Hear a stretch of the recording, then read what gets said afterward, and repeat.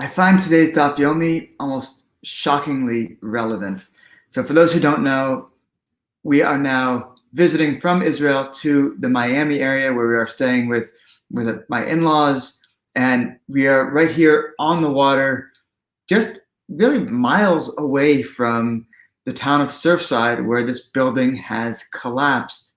And people from all over the world, including a whole team flew in from Israel, are searching through the rubble, hoping to find people alive. And as days go by, hope kind of gets lower and lower and lower.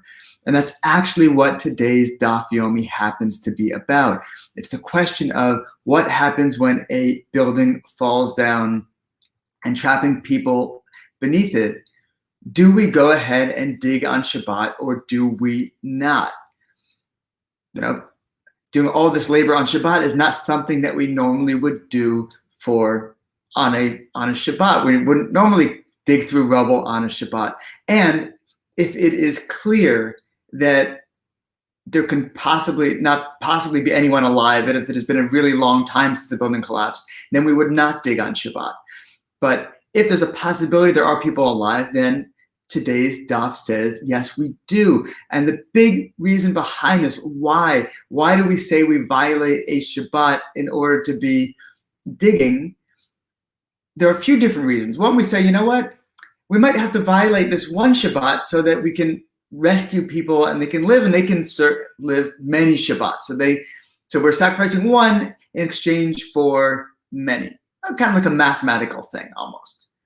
But there's another opinion that it just really speaks to me much more, just to say that, you know what, all these mitzvot, all these commandments that were given, they're given so that we can live through them, not die through them.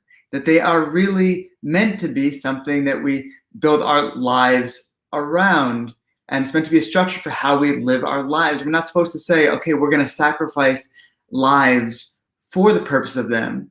That kind of undermines the whole purpose, like this is how we live. It's not necessarily supposed to be a recipe for death. It's a recipe for life. And so if we have people who are trapped and we have the ability to preserve life, well, you know what? That is going to take precedence over the laws of Shabbat and many, many, many other laws of Judaism as well.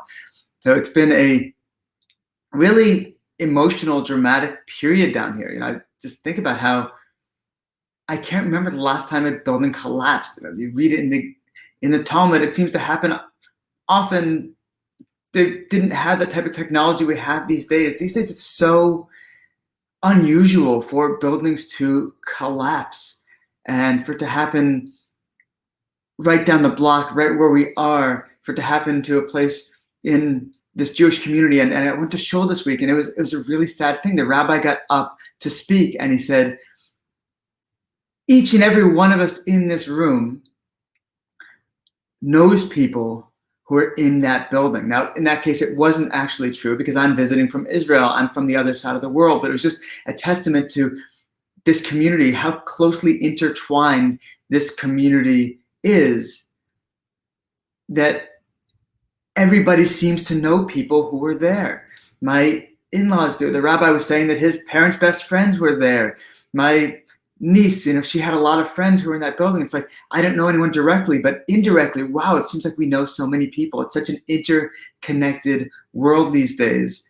And everybody seems to know people who are under this rubble. And so the question, do we dig on Shabbat? Absolutely yes, as long as we have any hope that we can be finding people under that rubble, that we look as quickly and we work as hard as we can and as quickly as we can to pull them out, because all of these mitzvot, all of these commandments are a recipe for life, not something that we should be sacrificing life necessarily for in certain circumstances. But the idea is that, yes, we're going to put off these certain laws so that we can allow more life, allow more continuation.